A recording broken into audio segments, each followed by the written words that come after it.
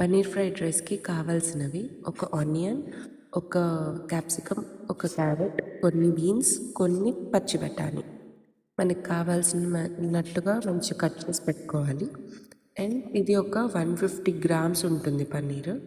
నైస్గా క్యూబ్స్లో కట్ చేసి పెట్టుకొని ఒక్కొక్క బౌల్లో కొంచెం సాల్ట్, కొంచెం పసుపు,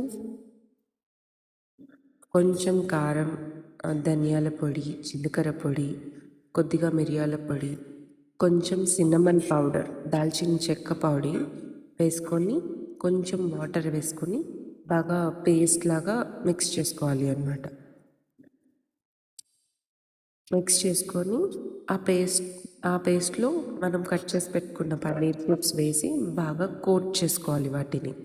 యాక్చువల్లీ నేను ఇక్కడ బియ్యం పిండి ఫస్టే వేయాల్సింది, నేను తర్వాత వేసాను, మర్చిపోయాను అనమాట. సో నేను బ్రౌన్ రైస్ బియ్యం పిండి వాడతాను, ఎందుకంటే మా పాపకి వైట్ రైస్ షుగర్స్ స్పైక్ అవుతాయి. సో నేను బ్రౌన్ రైస్ బియ్యం పిండి వాడతాను, కొంచెం బెటర్ అనమాట వైట్ రైస్ బియ్యం పిండితో పోలిస్తే.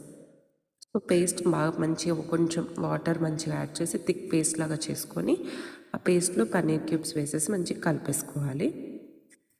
టైం ఉంటే ఒక 10 మినిట్స్ అలా రెస్ట్ ఇస్తే బాగుంటుంది, బాగా కోట్ అవుతాయి అన్నమాట.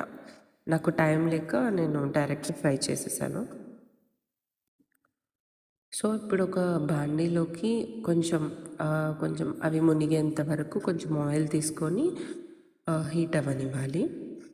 హీట్ అయిన తర్వాత అంటే కొంచెం గోరువెచ్చగా అయిన తర్వాత ఆయిల్ అంటే ఇలా చేయి పెట్టి చూస్తే మనకు అర్థమవుతుంది, ఆవిరి తగులుతుంటుంది. ఆ టైంలో పన్నీర్ అన్నీ అందులో వేసేసి మనం మిక్స్ చేసి పెట్టుకున్నాం కదా, ఆ పన్నీర్ వేసేసి కొంచెం కదపకుండా కొద్దిసేపు ఒక 5 to 10 seconds అలా కదపకుండా వేగనివ్వాలి. అదే బియ్యం పిండి కలుపుతున్నానని చెప్పాను కదా, అదే అనమాట ఈ క్లిప్. కొంచెం అటు ఇటు అయ్యాయి. సో ఇలా కలిపేసుకున్న తర్వాత ఆయిల్లో వేసుకొని కదపకుండా మంచిగా ఫ్రై చేసుకోవాలి. ఒక్క నిమిషం తర్వాత అలా కదిపి కొంచెం పక్కకి ఇలా రొటేట్ చేసుకుంటూ అన్ని వైపులు మంచిగా వేగేలాగా వేయించుకోవాలన్నమాట. అవి వేగిన తర్వాత అవి ఒక ప్లేట్లో పక్కకు తీసి పెట్టుకొని ఇంకొక పాత్రలో కొంచెం ఆయిల్ వేసుకొని కొంచెం నెయ్యి కూడా వేసుకుంటున్నాను. ఇది ఇంట్లో చేసిన నెయ్యి. తర్వాత కొంచెం ఒక బగారాకు, అదే చెప్పాను కదా కొంచెం సైడ్కి ఇలా కలుపుకోవాలి అని. సో అట్లా ఒక బగారాకు వేసి మనం కట్ చేసి పెట్టుకున్న అన్ని వెజిటేబుల్స్ వేసేసి కొంచెం సాల్ట్ వేసి బాగా కలుపుకోవాలన్నమాట. కొంచెం అవి బాగా వేగనిచ్చిన తర్వాత అవి కొంచెం వేగుతూ ఉండగానే కొంచెం కరివేపాకు కూడా వేసుకొని కొంచెం బాగా కలుపుకొని వేయించుకోవాలి. అందులోనే కొంచెం అల్లం వెల్లుల్లి పేస్ట్ వేసుకొని కలుపుకోవాలి. కొంచెం పసుపు వేసాను. అవి కొద్దిగా వేగిన తర్వాత వేసుకుంటే కొంచెం ఇవి బాగా తొందరగా సాట్ అవుతాయి అన్నమాట. అదే కొంచెం బాగా ఫ్రై అవుతాయి. మధ్యలో కొంచెం వెరైటీగా మాట్లాడుతుంది అని అనుకోకండి. ఆ తర్వాత కొంచెం నేను ఇందులో ఏదైనా పాస్తా మసాలా, నూడిల్స్ మసాలా, గరం మసాలా ఏది ఉంటే అది మీ దగ్గర. నా దగ్గర అయితే పాస్తా మసాలా ఉంది, కొంచెం వేసాను టేస్ట్ బాగా వస్తుంది అని.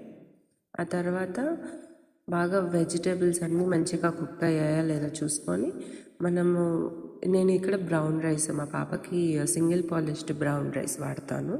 సో ఆ రైసే ముందుగానే వండి పెట్టాను. ఆ రైస్ అంతా ఇందులో వేసి కావాల్సినంత వేసుకొని మంచిగా పన్నీర్ ముక్కలు వేయించి పెట్టుకున్నవన్నీ వేసేసి కొంచెం మళ్ళీ పైనుంచి కొంచెం మసాలా వేసి కలిపేశాను.